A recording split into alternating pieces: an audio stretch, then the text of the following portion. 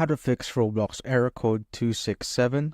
So first what you want to do is just go to your Windows menu right here, then search for Control Panel, just like so. Click on the Control Panel, then click on System and Security.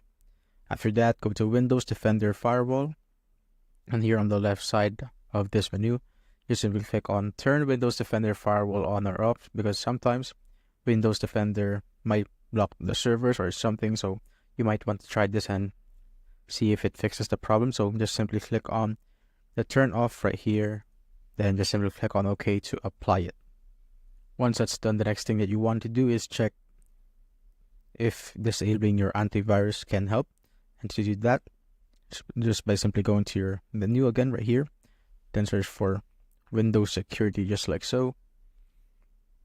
Wait for it to load, and once you're here, just simply click on Virus and Threat Protection. Then click on Manage Settings under the Virus and Threat Protection settings. Then just disable this real-time protection first. Then click Yes if it prompts you to say yes or no. And once it's done, try to open the game and see if it works. And you could just reopen it once you're done. Also do the same with the Windows Firewall.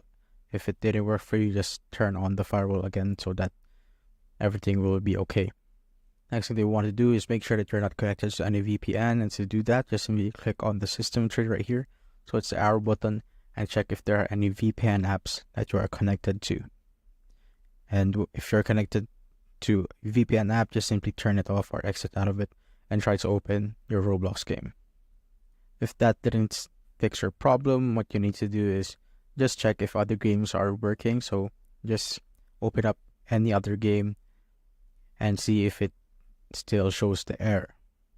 And that's how you basically fix the error code 267 in Roblox.